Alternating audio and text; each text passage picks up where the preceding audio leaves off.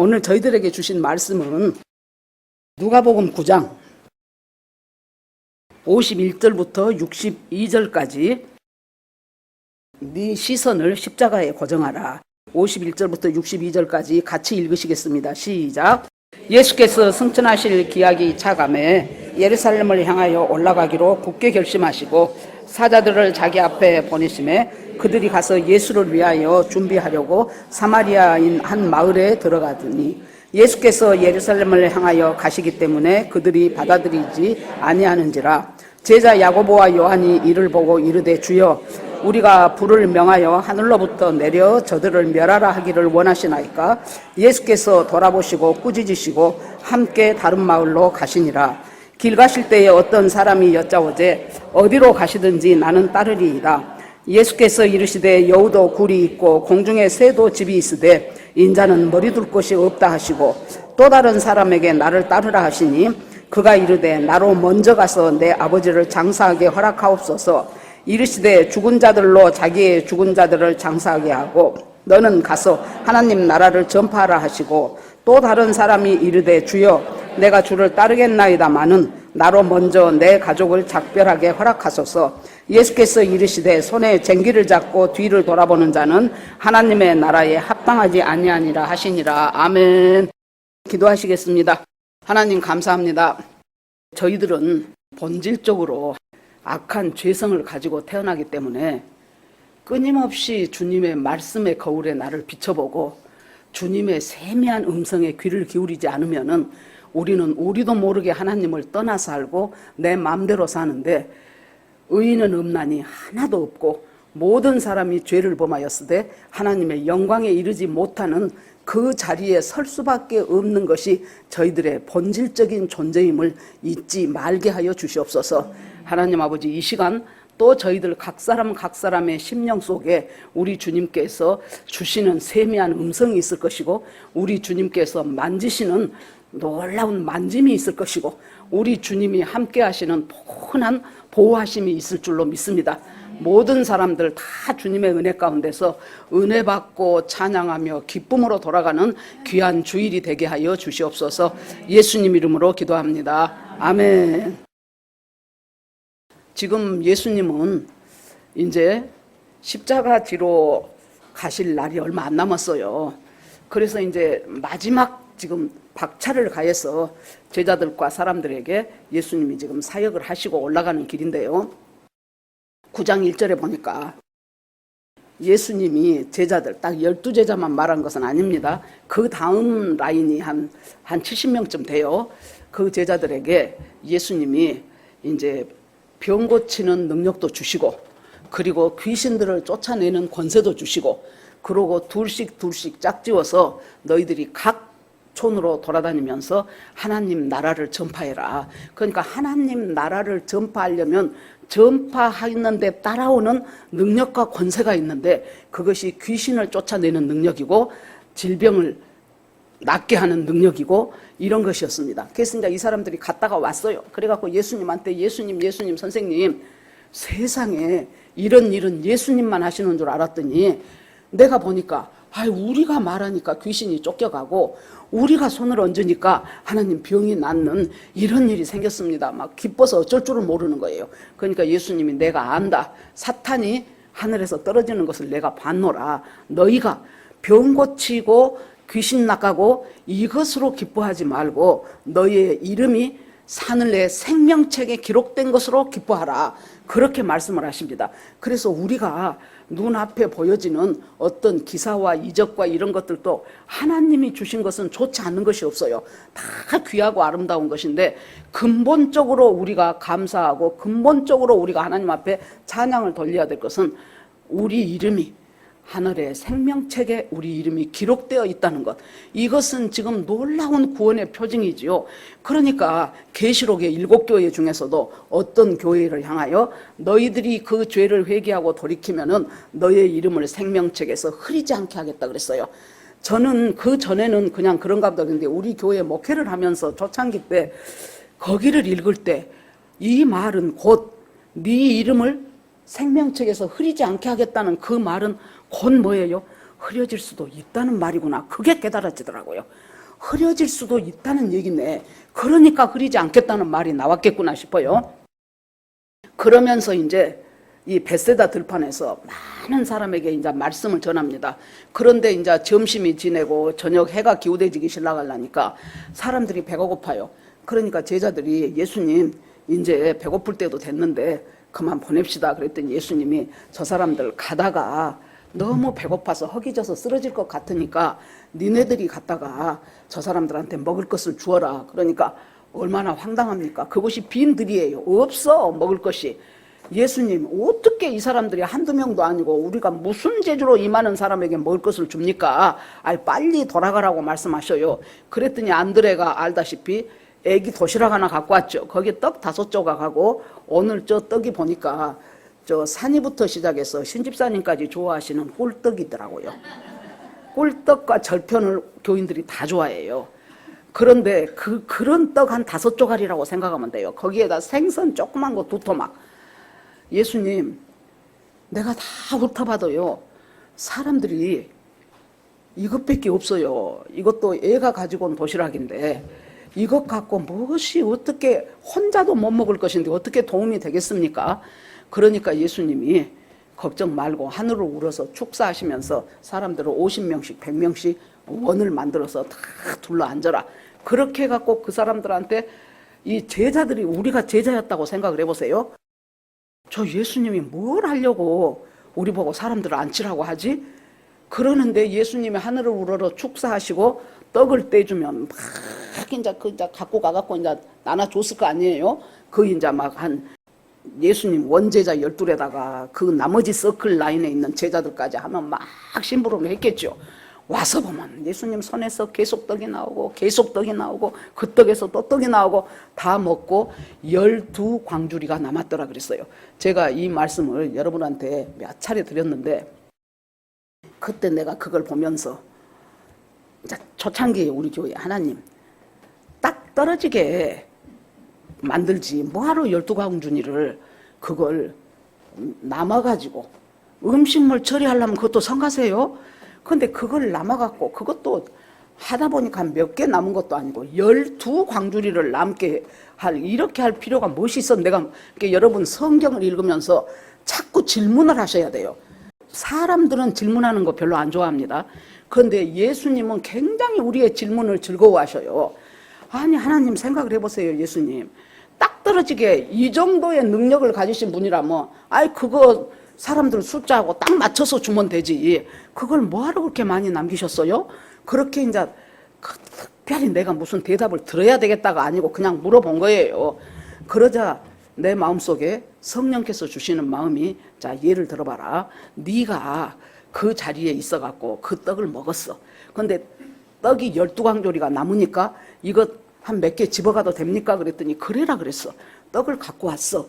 그래갖고 우리 앞집 여자한테 내가 세상에 오늘 여기저기를 이렇게 했는데 떡이라고는 없었어. 그런데 거기서 수없이 많게 예수님 손에서 떡이 또 나오고 생선 토막이 또 나오고 해서 우리가 다 먹고 진짜 배부르게 먹었다. 그런데도 남았어. 그 사람한테 딱 보여주면서 이것이 그 떡이요. 그래봐. 그러면 그냥 그런 일이 있었어 하고 말로만 한 것하고 이것이 그 떡이라고 보여주는 그 떡이 그것이 여러분 이것은 하나님이 나에게 주시는 은혜인 거예요. 이것이 진리는 아니에요. 진리 그랬다더라 그렇게 하시면 안 돼. 우리 각자에게 하나님이 주시는 그때의 은혜가 다르고 그때의 생각이 다르거든요. 맞네. 예수님의 말씀을 그냥 나 혼자 은혜 받고 마는 것이 아니고 내 손에서 이 떡을 주면서 봐라 이것이 그 떡이다 하는 것처럼 나의 삶을 통해서 내 입술을 통해서 이것이 그것이다 하고 나올 수 있는 그 열매 그 떡을 보여줄 때 이것은 다른 사람에게 엄청난 구원의 효과가 있고 마음을 여는 효과가 있겠구나. 아멘입니다. 하나님 그랬거든요. 내가 그 말 여러 번 했죠. 우리 동네에 천주교 다니는 아줌마가 하나 있어. 나보고 어느 날 주일 오후쯤 될 거야. 일이 이제 그 뒤에 그 산책하기가 좋았어요. 왔다 갔다 하는데 나보고 오 선생님 그래서 예 그랬더니 그거 아세요? 그래서 뭐요? 그랬더니 은혜를 받았더라고. 얼굴이 환해져 갖고 세상에 그 떡 5개 하고 생선 2토막 그거 알지요? 그래서 알지요? 그거 성경에 나와 있는데 당연히 알지요? 그랬더니 우리 신부님이 강론을 하시는데 내가 오늘 진짜로 알았대. 무엇을 알았어? 그랬더니 그 이제 애기 도시락 하나였잖아요. 사람들이 자기 도시락을 다 갖고 와갖고 안 내놨다는 거야. 전부가 다 자기 도시락을 갖고 와갖고 행여나 안 갖고 온 사람하고 나눠 먹으라 그럴까봐 안 내놨다. 그런데 쬐끄만한 애기가 그것을 갖다가 예수님 앞에 안드레한테 줘서 예수님한테 내놓으니까 사람들이 부끄러워갖고 자기 것을 할 수 없이 다 내놔갖고 다 먹었다. 그것이 그 뜻인 것을 내가 오늘 알았다는 거예요. 우리 신부님 강론을 통해서. 그 이야기 여러분 보세요. 말씀을 말씀대로 하나님의 성령의 조명으로 보는 사람하고 적당히 인간적인 생각을 가미해서 볼 때 이렇게 차이가 나요. 저는 하나님께 물었잖아요. 왜 12강줄이나 남겼어요? 그 말은 이 오병이어의 사건은 너무나도 정확한 진리인데 그 남긴 것의 의미가 뭡니까 하고 나는 물었죠. 이 사람은 자기 신부님 강론을 통해서 애가 갖고 온 도시락 하나밖에 안 내놓으니까 사람들이 그때서야 부끄러움을 깨닫고 다 내놨어. 그러니까 인간적인 수준으로 생각하면 이것이 그 사람은 무지한 은혜를 받은 거예요. 그 사람이 그 말을 하던 내가 계속 속으로 하나님, 내가 저 사람한테 뭔 말을 해야 될까요? 내가 저 사람한테 뭐라고 이것을 말해야 될까 하면서 계속 내가 내 속으로 하나님 앞에 물으면서 이 사람 듣는 거예요. 이제 그 사람 표정이 당신은 그거 몰랐지요? 그 표정이 여기서 내가 현주 씨 성경에 보면은 마태, 마가, 누가, 요한복음이 있지 않소? 어떤 것은 마태복음에는 있는데 요한복음에는 없고 어떤 것은 누가복음에는 있는데 마가복음에는 없고 그런 기사들이 많이 있다. 그런데 아주 중요한 것 예수님 탄생, 십자가, 부활, 승천 이런 것들은 사복음서에 다 있다. 사복음서에. 그러면 아기가 도시락 하나 갖고 오니까 어른들이 부끄러워서 그것 내놓으니까 자기들 다 내서 자기 것 갖고 자기 먹었다. 그것이 무엇이 그렇게 대단한 일이라고 사복음서에 다 기록됐겠냐. 그냥 가만히 있는 거야. 할 말이 없죠. 사복음서에 다 기록됐겠어. 이것은 성경 그대로 믿어야 되는 것이다고. 그러면 자기 것 갖고 자기가 먹었다 치자. 그러면 12강줄이에 남은 것은 어디서 나왔냐 그랬어요. 그랬더니 자기는 은혜 받았는데 내가 찬물을 끼얹어 버린 거죠. 그래서 내가 이것이 여러분 보세요. 성경을 볼 때 인간 중심으로 성경을 보면 그런 결론밖에는 못 도달해요. 그러면 예수님하고는 별 상관없어. 그냥 내 도시락 숨겨놨다가 안 되겠다 싶어갖고 꺼내 먹은 그것으로 한 사건으로 끝나버리는 거예요. 이때 이 오병이어의 기사 이적을 행하시고 그 다음번에 보면은 변화산으로 야고보, 베드로, 요한 셋이를 데리고 예수님이 산에 올라가셨는데 여러분도 알다시피 예수님의 옷이 어떤 빨래로도 희게 할 수 없을 만큼 놀랍도록 희어졌지요. 그런데 옷은 또 옷이라고 치자고. 이 세 제자들이 눈들어 보니까 세상에 그 현장에 누가 있어요? 모세하고 엘리야가 있어. 모세, 엘리야가 어느 쪽 사람입니까? 모세는 저 모세 오경선 출애굽시킨 그 모세하고 그 뒤로 한참 있다가 회리바람 타고 올라갔던 그 엘리야하고 이 둘이가 예수님한테 나와서 거기서 예수님하고 서로 이야기를 하네. 뭔 이야기예요? 예수님이 곧 십자가에서 죽으실 별세하실 것에 대한 이야기예요. 여러분 이 땅에서는 그때 유대에서는 어떤 사건이었겠습니까? 참 좋으신 분이고 사람 병도 많이 고치고 진짜 사람들 위로도 많이 하고 말씀도 좋은 어떤 귀한 하나님의 사람이 있는데 바리새인, 서기관들, 대제사장 이런 사람들이 엄청 시기를 해갖고 모함을 해서 예수님이 불쌍하게 십자가에서 죽는다. 이것이 사람들의 생각이에요. 기껏 해봐야. 그런데 그 일이 있기 전에 이 십자가 지기 전에 천상에서는 뭔 일이 있어요? 난리가 났어요. 난리가 나. 예수님이 곧 십자가 질 날이 지금 다가오는 거예요. 그러니까 거기서 하나님이 명하셨겠죠. 모세하고 엘리야한테 너 빨리 내려가서 예수님의 성자 예수의 힘을 돋우고 이것이 지금 천상에서는 기가 막힌 사건임을 지금 가서 힘을 돋우고 그렇게 하고 너희들은 다시 올라오너라 그랬겠죠. 그러니까 여러분 이 장면을 보면서 사람이 모세는 어느 쪽 사람이며 엘리야는 어느 쪽 사람인데, 예수님은 지금 이 땅에 오신 신약시대에 살고 있는 예수님 앞에 저 옛날 구약시대에 모세는 하나님의 말씀 율법의 대명사고 엘리야는 선지자의 대표요. 이 두 사람들이 와가지고 이것은 이미 율법에도 들어있는 말씀이고 선지서를 통해서도 수없이 예수 그리스도가 우리의 구세주가 될 것을 말씀하신 그 일이 지금 현재 이제 며칠 후에 일어날 것에 대해서 여기에서 두 사람이 와서 막 예수님하고 같이 아마 예수님을 찬양하고 예수님을 노래하고 그랬을 거예요. 그러면서 놀래니까 이 베드로는요 원래 나서기 좋아하잖아요. 그래 놓으니까 그것을 보고는 이 세상 같지가 않는 거예요. 그 장면이 그 펼쳐지는 것이. 그러니까 예수님 초막 3개 지읍시다. 하나는 예수님을 위해서, 하나는 모세를 위해서, 하나는 엘리야를 위해서 초막 3을 짓고 내려가지 맙시다. 저 땅에 내려가 봐야 얼마나 복잡해요. 그때나 지금이나 인생은 복잡하고 세상은 복잡하잖아요. 그러니까 땡겨버리고 여기에서 3분 모시고 진짜 우리가 아름답고 봄나고 거룩하게 한번 살아봅시다. 그러는데 갑자기 하늘에서 음성이 들리죠. 이는 내 사랑하는 자니 너희는 제가 하는 대로 명령하는 대로 따르라. 내 기뻐하는 자다. 그렇게 나오죠.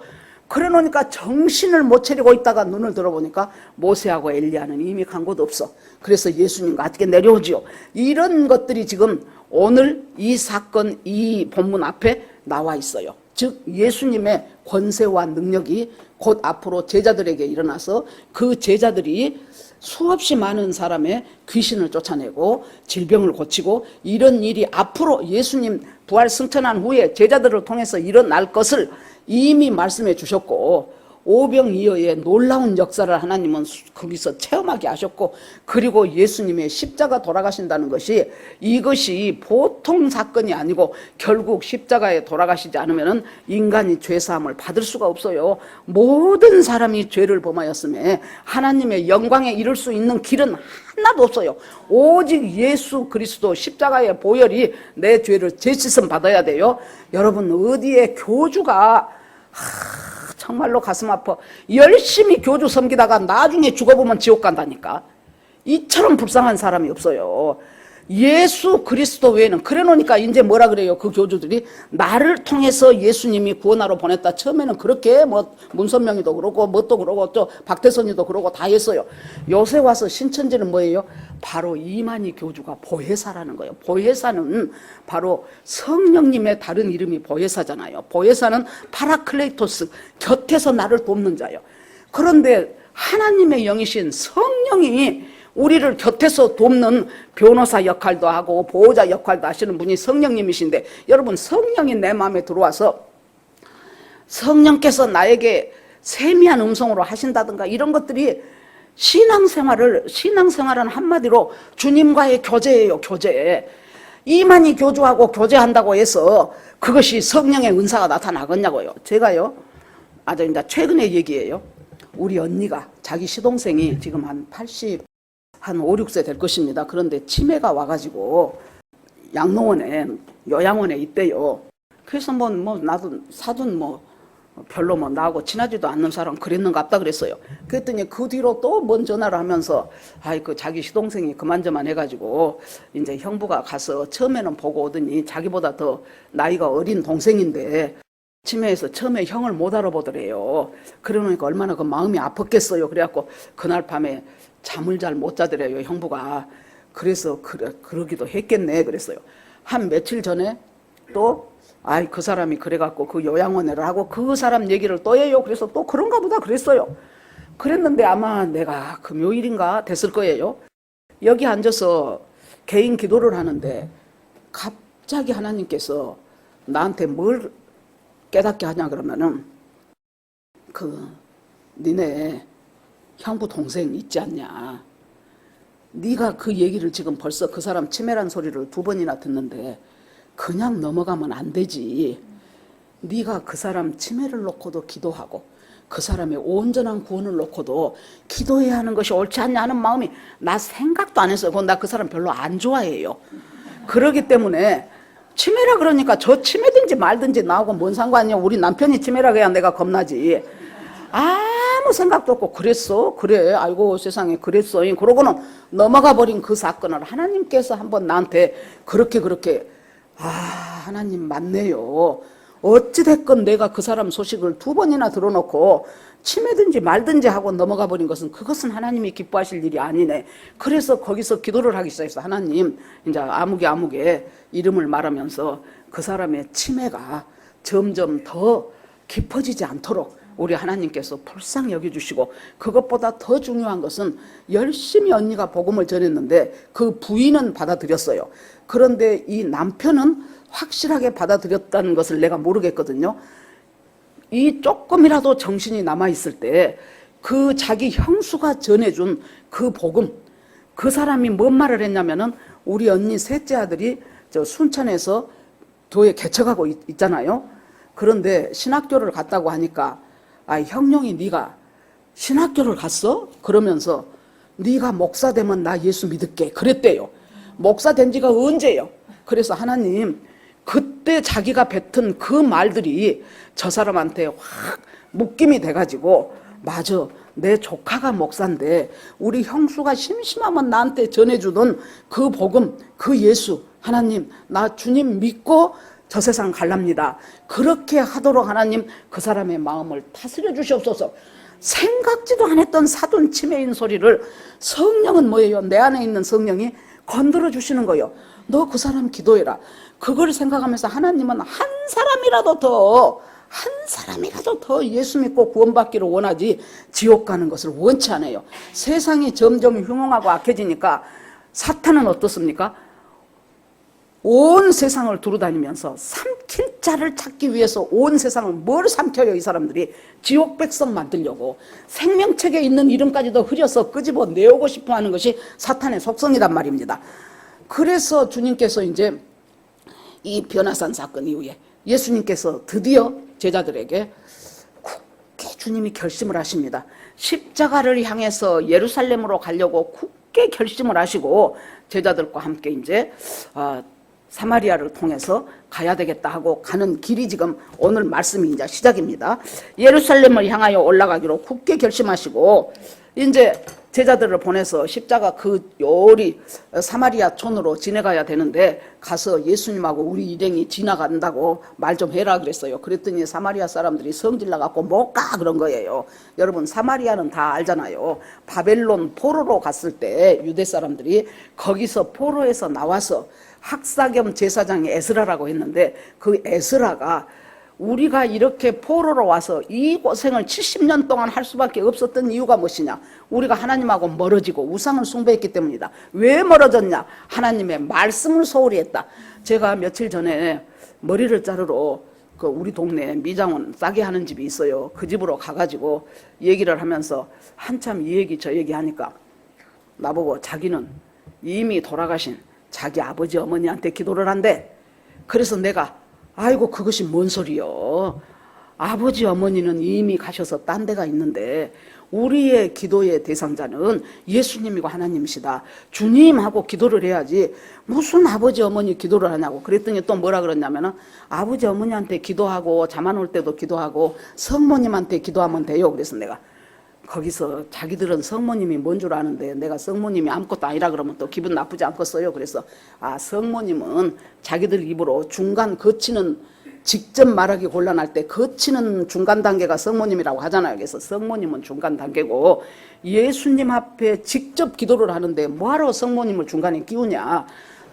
그러니까 어떻게 그럴 수 있냐. 그래서 내가 억지로 그 사람을 영적 기도를 시켰어. 나 따라서 하시오. 지금부터 주 예수님 해보라고. 그러면 이제 할 수 없이 머리 자르면서 주 예수님 나는 주님을 믿고 싶습니다. 나는 주님을 믿고 싶습니다. 내 죄를 대신해서 십자가에 돌아가시고 나를 용서하신 것을 감사합니다. 그럼 또 그대로 해. 지금 그러면 또 나올 자고 가만히 있어.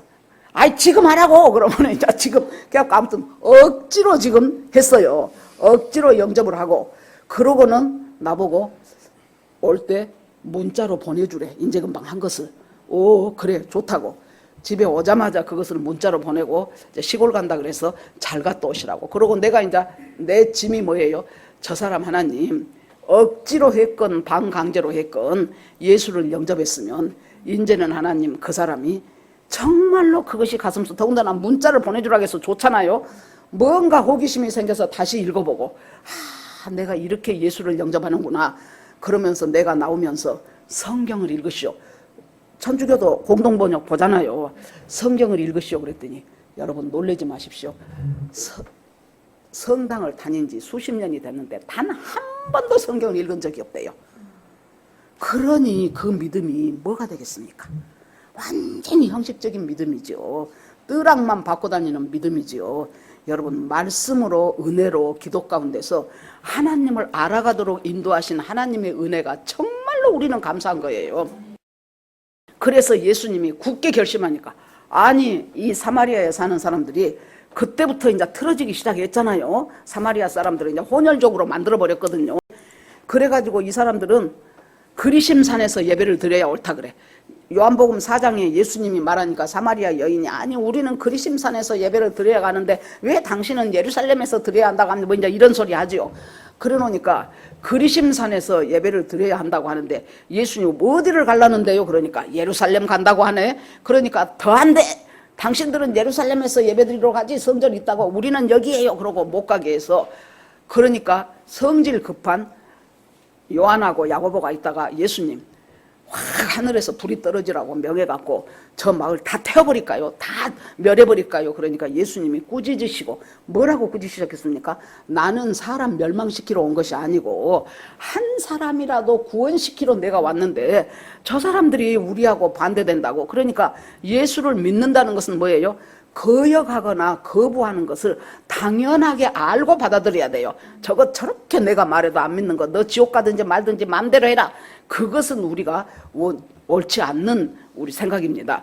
그래서 거부하는 것을 당연하게 받아들이고 예수님이 꾸짖으시고 지금 이제 굳게 결심하시고 가시기로 지금 작정을 하셨습니다.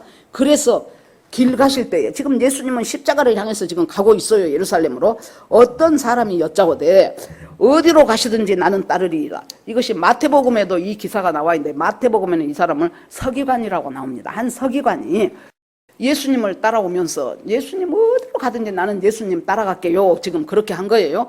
그러니까 예수님이 여우도 굴이 있고 날아가는 새도 집이 있는데 인자는 머리 둘 곳이 없다. 그렇게 대답을 해요.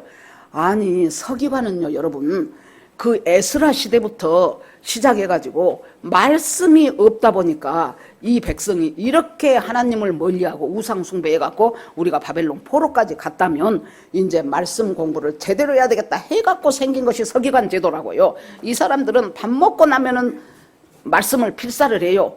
그러고 나서 이 사람들이 하는 것은 이제 일반 백성들에게 말씀을 잘 해석해주고 잘 적용할 수 있도록 도와주고 그러는데 무엇이든지 좋게 시작했지만은 그것이 하나의 권력화되기 시작하면은 그때부터는 잘못됩니다. 이 서기관들이 그렇게 세월이 흘러다 보니까 이제 안정된 직장도 생겼지요. 명예도 생겼지요. 지위도 생겼죠. 그러고 보니까 자기들은 가르치는 높은 사람, 저 백성들은 답답한 인간들 이런 식으로 편가름하면서 살기 시작해요. 그러니까 예수님이 나중에 화 있을진저 서기관들이야 그러고 야단치잖아요. 너희들은 지식의 열쇠를 갖고 있으면 지식의 열쇠가 뭐예요? 말씀을 해석할 수 있는 열쇠는 가지고 있으면서 너희들도 천국 문을 안 들어가고 들어가려면 사람까지 못 들어가게 막는 자식들이 바로 서기관들이라는 거예요.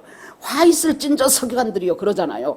그러니까 이제 이 서기관들은 자기들이 어떤 영적인 우위에 있다고 생각했는데 이름도 성도 모르는 나사렛 출신 가난한 지방에 나사렛 출신 예수란 사람이 와가지고 와 능력을 베풀기 시작하는데 죽은 사람이 살아나기도 하고 안전뱅이가 일어나기도 하고 아주 뭔 장님이 눈을 뜨기도 하고 막 이렇게 하면서 그 말씀이 아주 이것 엄청난 하나님의 권세가 부어지는 거예요. 그래 놓으니까 이제 자기들은 못하겠고 막 시기 질투를 하는 거죠. 그래서 예수님한테 무조건 적대적이었어요. 그런데 이 사람이 서기관이라면 이 사람은 일반 서기관들하고는 다르다는 거예요. 예수님의 말씀을 듣고 은혜를 받았고 예수님의 행하시는 기적을 보면서 저 사람 진짜네. 진짜 하나님이 보낸 사람이네. 그 마음이 있었기 때문에 어디로 가든지 나는 당신을 따르겠습니다. 이것은 저는 보통의 결단이 아니라고 봅니다. 자기의 모든 기득권을 다 내려놓고 보통의 결단이 아니라고 봐요.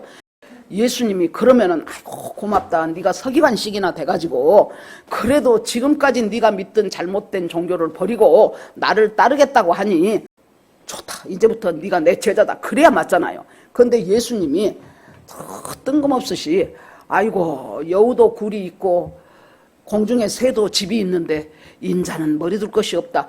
예수님은 항상 뭘 보십니까? 그 사람의 중심과 동기를 보셔요. 말한 겉의 말만 보신 것이 아니지요.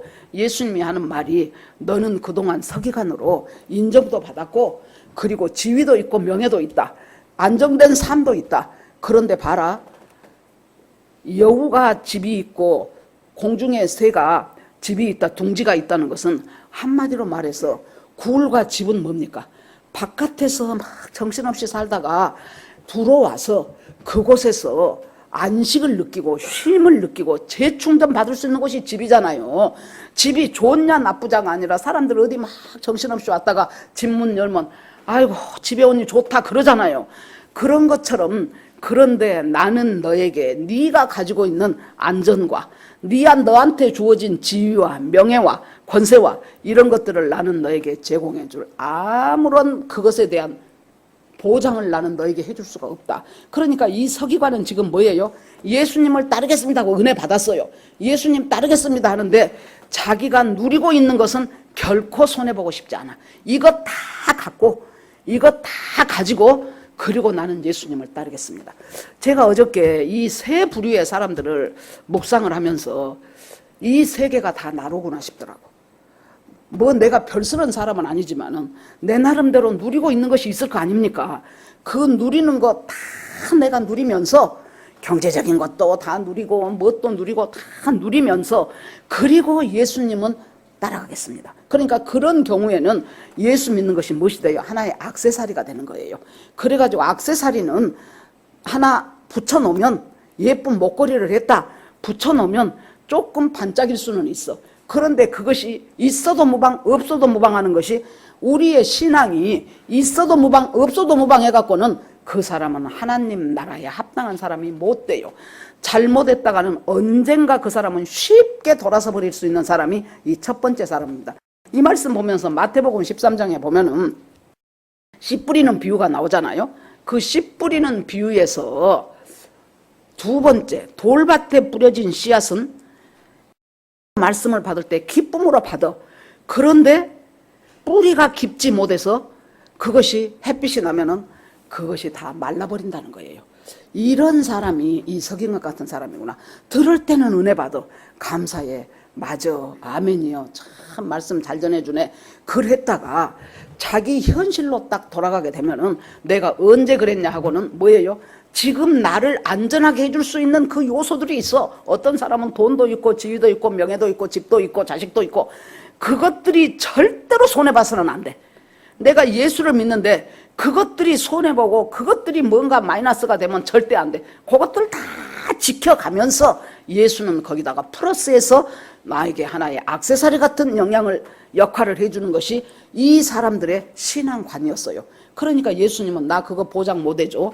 네가 그렇게 네 손에 쥐고 있다고 생각되는 명예나 지위, 안정된 생활, 그거 나는 너희한테 보장 못한다. 그래도 네가 나를 따를래? 요는 그 말이에요. 이 말씀이. 그러니까 여기 이 세 사람에 대해서 다 성경에서는 결론을 유보합니다. 그래서 그 사람이 예 그래도 따르겠습니다 하고 예수님 따라간지 아니면은 그렇게까지는 나도 못하지 하고 다시 집으로 가버리는지 그건 몰라요. 이 모른다는 것은 이 질문에 대해서 이 결론에 대해서 우리한테 하나님이 열어놓으셨다는 거예요. 너는 어쩔래 그 말이에요. 너는 어쩔래. 이것이 그 서기관한테만 한 질문이 아니라니까요. 예수님이 우리를 향하여 나는 네가 공중의 새가 안식을 취할 수 있는 그 둥지 나는 너한테 약속 못해. 여우가 굴이 있어서 피곤을 풀 수 있고 재충전할 수 있는 그 굴 나 너한테 약속 못해. 그래도 네가 나를 따를래? 그 얘기예요 지금. 두 번째 사람은 예수님이 이 두 번째, 세 번째 사람은 이미 예수님을 따라다니는 제자라고 생각이 됩니다. 이 두 번째 사람한테는 너는 나를 좇으라 그랬어요. 그러니까 이 두 번째 사람이 이르시되 나를 따르라 하시니 그가 이르되 나로 먼저 가서 내 아버지를 장사하게 허락하옵소서. 이르시되 죽은 자들로 자기의 죽은 자들을 장사하게 하고 너는 가서 하나님 나라를 전파하라. 처음에 보면은 예수님 너무하네. 인간이 돼가지고 지가 아버지가 죽었다는데 당연히 장사를 해야 되는 것이 인지상정이지.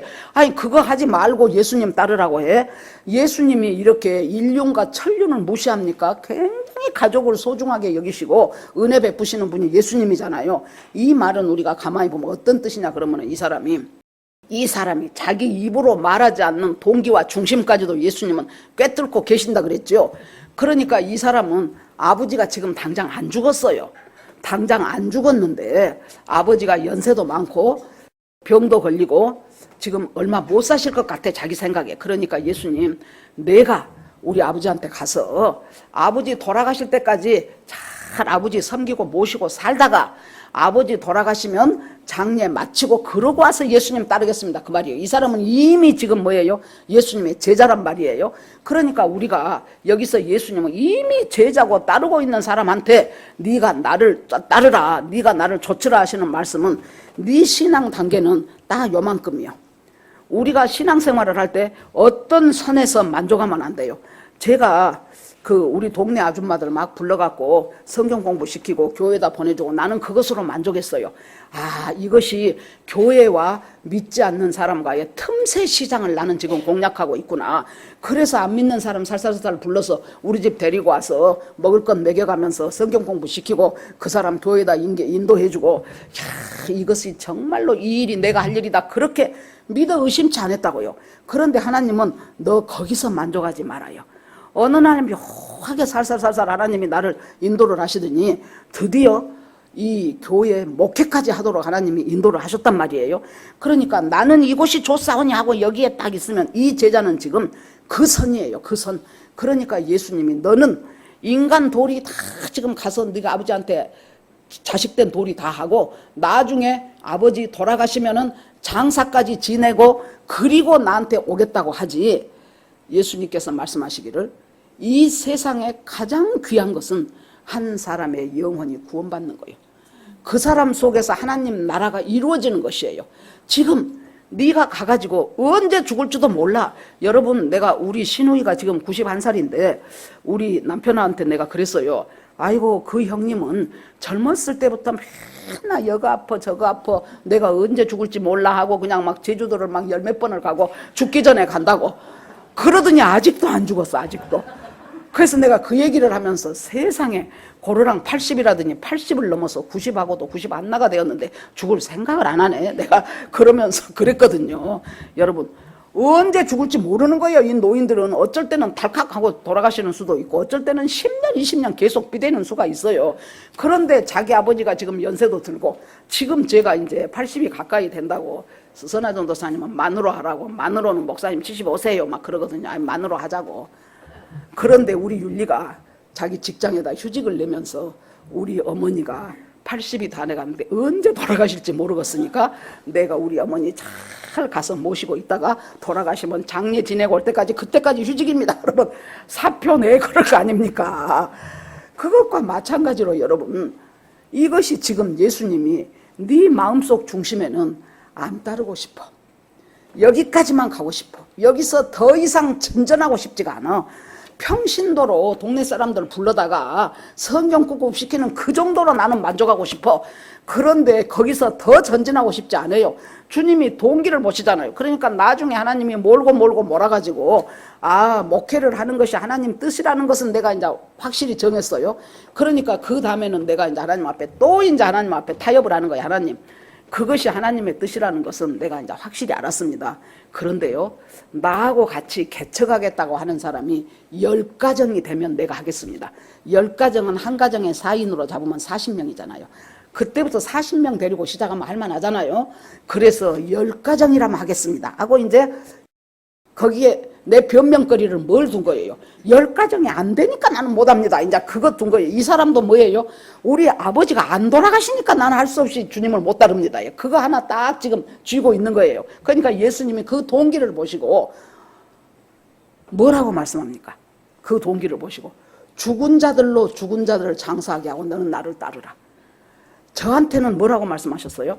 10가정 되면 내가 하랍니다. 하나님 뜻으로 알고. 그러니까 하나님이 어느 날 그렇게 한참 기도를 해서 그것도 이 교회가 우리 제자들 교회가 되기 위한 그 기도를 내가 그때는 이 교회 이름이 큰믿음 교회였어요.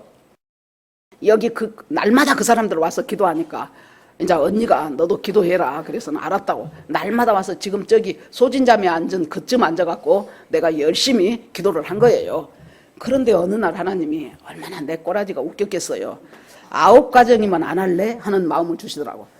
아이, 한 가정 뺐는데 안 할 수는 없잖아요. 그래서 내가 9가정이면 해야지요. 그랬어. 8가정이면 안 할래? 8가정도 해야지요. 그러면 7가정이면 안 할래? 7가정도 해야지요. 그러다 보니까 하나님께서 하시기를 나한테 뭔가 순종하기를 원하신다면 그 순종함을 따라가는 것이야지 계속해서 조건을 붙여갖고 우리 아버지 장사 지내고 아버지가 지금 연세가 있으시고 간간히 아프기도 하시는데 우리 아버지 장사 지내고 다 볼일 봐놓고 그러고 예수님을 따르겠습니다.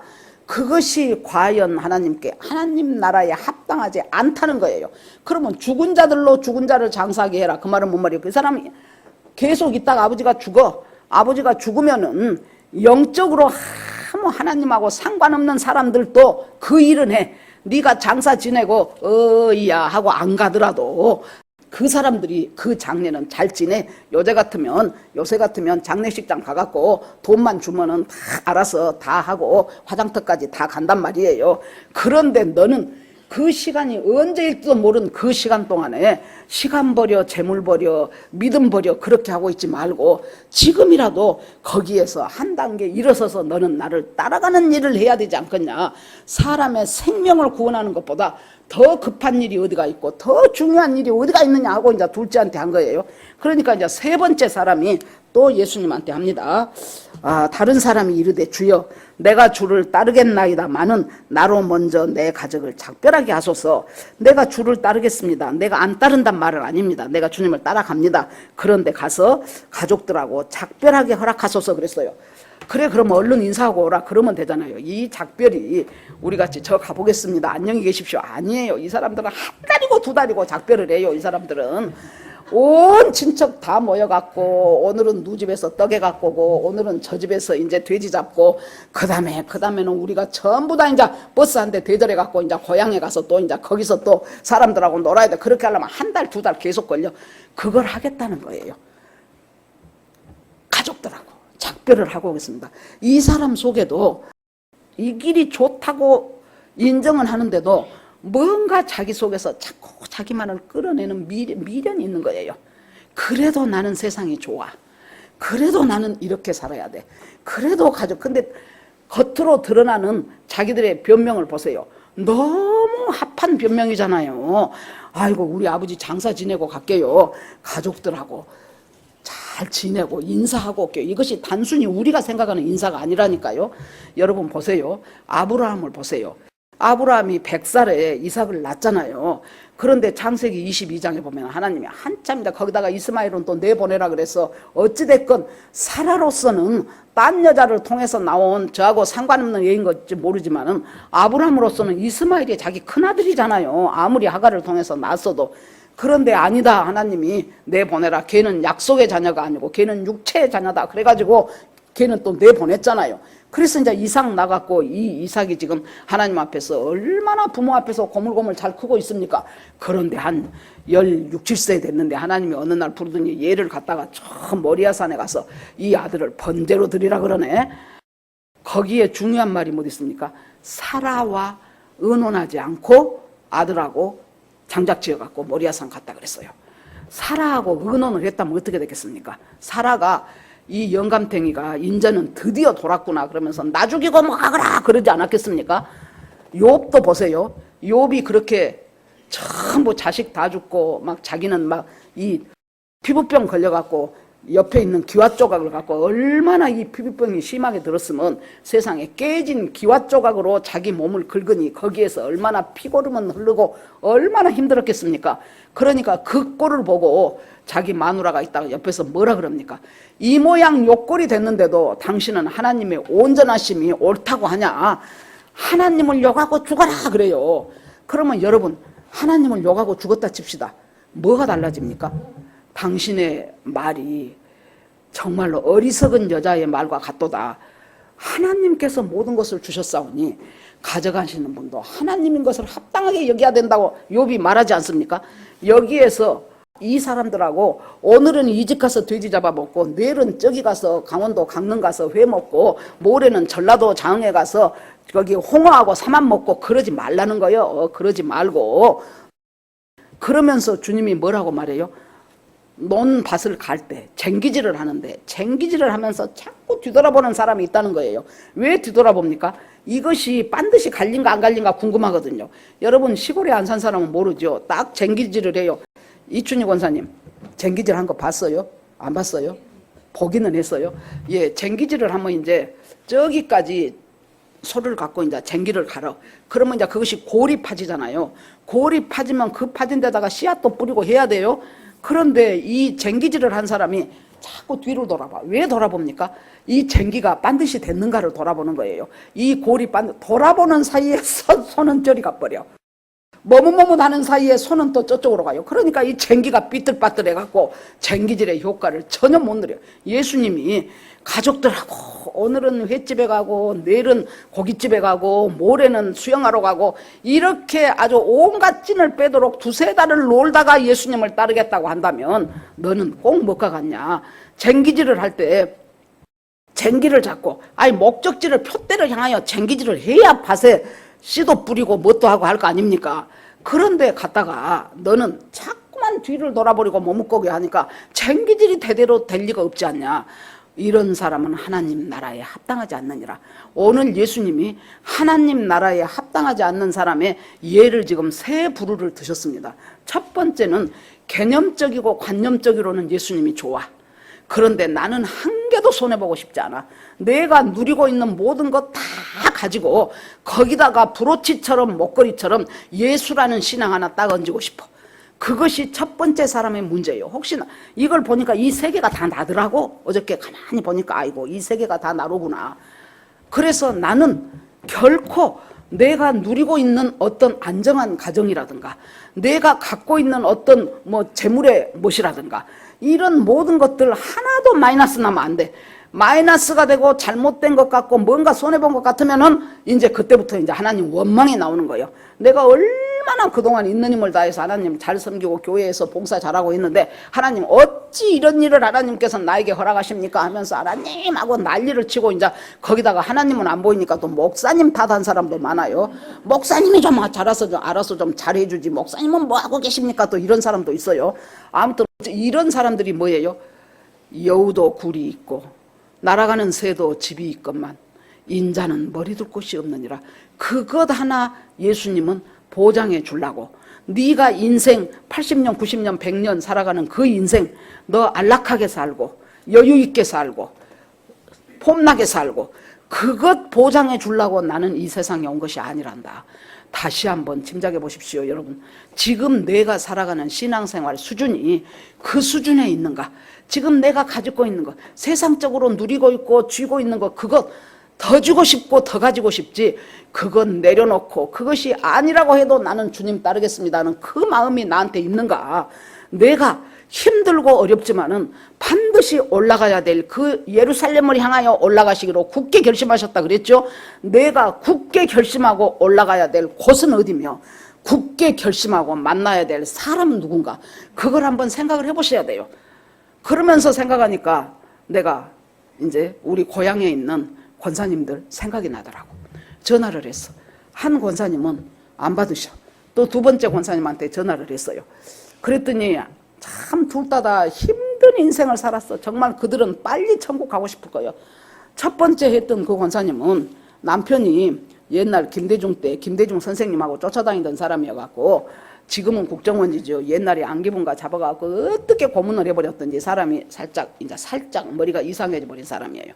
한 번은 임신을 했어요. 그래도 결혼을 해갖고 임신을 했는데 배가 이렇게 불러갖고 골목길을 이렇게 밤에 밥 먹고 나서 산보하자고 골목길을 이렇게 가는데 이 사람이 이제 배도 부르고 하니까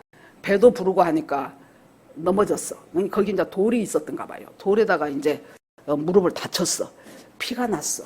그러니까 그 남편이 그것 좀 무릎 좀 다친 거 집에 가서 빨간 약 바르면 될 걸. 기어이 그 옆에 병원이 있었어. 병원을 가자고. 괜찮다고 해도 뭔 소리냐고 가자고. 가가지고는 이제 처치실에 들어갔겠지요. 그렇게 보니까 불 켜고 보니까 이제 피가 이제 보통 때 본 것보다 더 흘렀을 거 아니에요. 그래 놓으니까는 이 사람이 피를 본 순간 안 그래도 고문받아갖고 헷가닥한 사람이 헷가닥해 버렸어. 그래갖고는 수술실에 있는 칼로 자기 부인 배를 찔러버렸어. 내가 그때 전라남도 그쪽 안양중학교 근무를 하고 있을 때인데요. 그 뒷날 학교를 갔더니 거기 선생님 한 분이 선생 어저께 아주 힘이 하나도 없어 왔어. 선생 어저께 그 마이크 소리 들었어? 그랬어.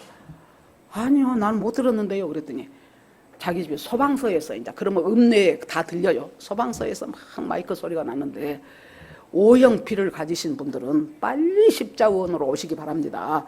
지금 피가 부족해서 한 사람의 생명이 위험합니다. 빨리 오시기 바랍니다. 그랬더니 자기가 O형이었대. 그 소리가 바로 자기 옆에서 들리는데 그대로 있을 수가 없어가지고 쫓아갔더니 자기하고 또 어떤 젊은 남자하고 둘이가 왔더래요. 그래갖고 사건이 그렇게 됐는데 이 사람이 누구냐? 그 나하고 같은 학교 계셨던 그 선생님 친구야, 친구. 그 여자가. 그래가지고 이 둘이가 이제 시골이고 그래 놓으니까 이제 확보된 혈액이 없는 거예요. 그래 놓으니까 이제 혈액 검사 해보니까 이제 O형의 피를 가진 사람들은 빨리 오시라고. 그래갖고는 그 피를 뺏어 주고 이제 자기가 오늘 학교로 왔다는 거예요. 이따 끝나고 나랑 같이 한번 병원에 가자 그러더라고. 저 또 모르는 사람도 아니고 그럽시다 그러고 갔죠. 바로 그 권사님이 내가 첫 번째 전화했던 권사님이에요. 그 남편도 돌아가셨어요. 참 그 인생 여러분 독재자 한 사람이 우리 인간은요 하나님이 우리한테 주신 인권이 천부인권이에요. 하늘이 부여한 인권이고 하늘이 부여한 자유예요. 자유 한 사람의 개개인의 자유를 통제해서 묶어버리고 지 뜻대로 몰고 가려고 하는 독재를 하면은 이것은 하나님의 뜻에 그것을 우리들이 있는 힘을 다해서 막아야 돼요. 그것을. 그러는데 멀쩡했던 사람이 김대중 씨 따라다닌다고 지금 이제 거꾸로 됐어요. 지금은 이제 김대중 씨 따라다닌다고 붙잡혀 가가지고는 거기 안기부에서 얼마나 남산에서 고문을 당해갖고 사람이 왔는데 바보가 돼갖고 왔더라고.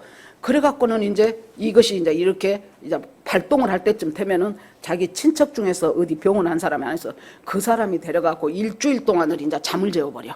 그러고 주사 주고. 그러면 그것이 이제 괜찮아지면 내보내고 이렇게 하다가 마침 그때를 놓쳤던 거예요. 이것이 이제 첫 번째 그 권사님이고 두 번째 이제 내가 전화했던 그 권사님은 남편이 또 복잡했어요.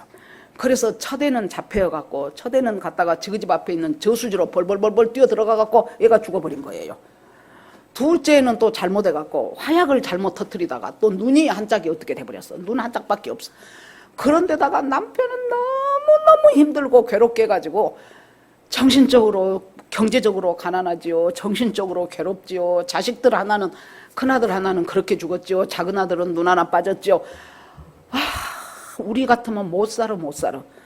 그 속에서 오직 믿음으로 살대요. 오직 믿음으로. 첫 번째 전화했던 그 권사님 어저께 자기가 다시 전화가 왔어. 전화를 해도 내가 못 받았다고 해서 교회에 가서 진동으로 해놔서 그랬던 모양이다고.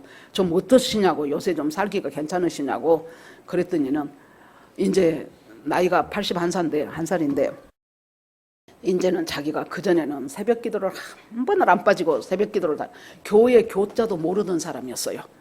이 집의 시어머니가 예수를 믿어.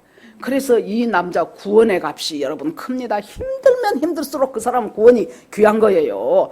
예수 예자도 모르는 사람인데 시어머니가 예수 믿어갖고 계속 그러고 시어머니 돌아가시고 이 사람이 이어라 전통 해가지고 새벽 기도를 하루를 안 빠졌는데 이제는 목사님 내가 새벽 기도 못 가. 도저히 다리가 아파서 걸음을 못 걸어가지고 주일 한번 간신히 교회 갔다 온다고. 그래갖고 엊그저께도 심장이 어째서 병원에 입원했다가 어쩌고 했다고 그러더라고요. 그래서 내가 보면서 아이고 비록 내가 멀리 떨어져 있어도 그 사람들 간간히 내가 전화하면 너무 좋아해. 막 목사님이 전화해줬다 그러면서 막 너무 감사하다고. 그래서 두 번째 사람은 자기가 또 없는 형편에 또 꿀을 보낸대 나한테. 그래서 아이 보내지 마요. 보내면 아니라고 기어이 보내야 되는데 알아서 하시오 그랬지 뭐. 그러는데 여러분 보십시오. 이렇게 우리가 살아가는데 쟁기를 갖고 하나님께서 뭐 하라고 하시는. 그러니까 여러분 느닷없이 성령님이 아무개야 너 이렇게 해라 그렇게 말하는 경우도 있지만은 뭔가 선한 동기가 나한테 생기죠. 아, 그 권사님 뭐 어떻게 사는 거 하는 선한 동기가 생기면 전화하는 거예요. 선한 동기가 생기면. 선한 동기로 누군가가 떠오르면 그 사람한테 한번 안부를 물어보는 거예요. 그것들이 뭐예요? 쟁기를 잡고 뒤돌아보지 않는 것이라고요. 네가 쟁기를 잡고 자꾸 뒤돌아보는 것은 뭐예요? 아이 그 사람 뭐 잘 있겠지. 나도 지금 바쁜데 언젠가 뭐 다음에 기회 되면 하지. 이것은 쟁기를 갖고 뒤돌아보는 거예요. 누구한테 성령께서 저 사람한테 네가 돈을 좀 줘야 되겠다 하는 마음이 드는데 아이고 이달에는 나도 이러저러해서 돈 쓸 일 많은데요. 쟁기를 잡고 뒤돌아보는 거예요. 근데 주님께서 뭐예요? 자꾸 가족들하고 오늘은 회 먹으러 가고 내일은 고기 먹으러 가고 하면서 한 달이고 두 달이고 아주 찐을 빼다가 오겠습니다. 그 사람한테 너는 하나님 나라에 합당하지 않다.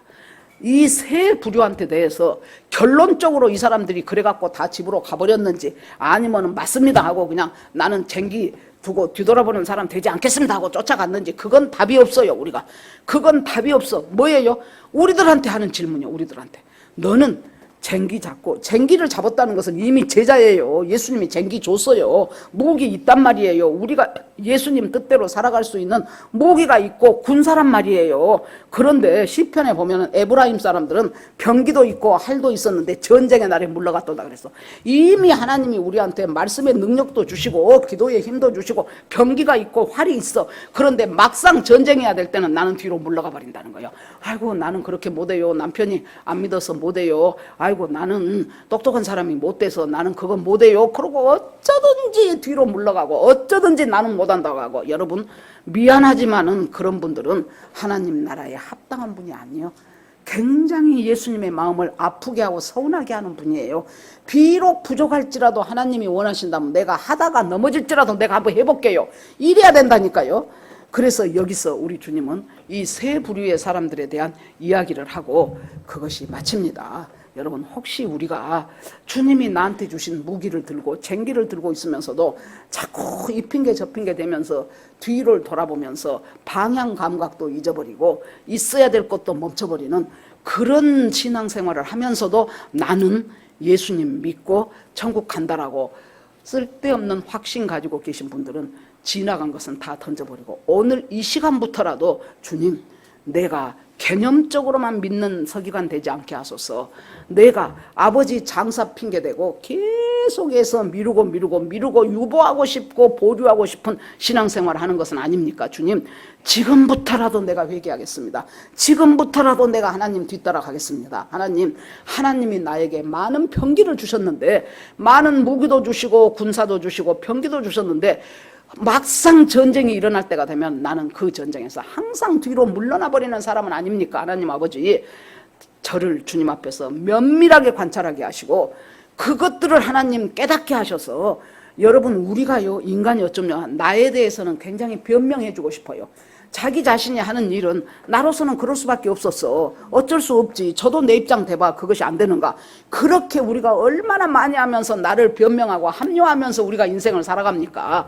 하나님은 그것은 하나님 나라에 합당치 않다라고 하십니다. 여러분 저나 여러분이나 하나님 나라에 합당한 사람이 되어서 예수님 따라가는 주의 군사가 되기를 주의 이름으로 축원합니다. 아멘. 이 시간 주여 한번 부르고 오늘 이 말씀 가운데서 성령께서 나에게 주시고자 하시는 말씀이 있으면 그 말씀 붙잡고 주여 한번 하고 기도합니다.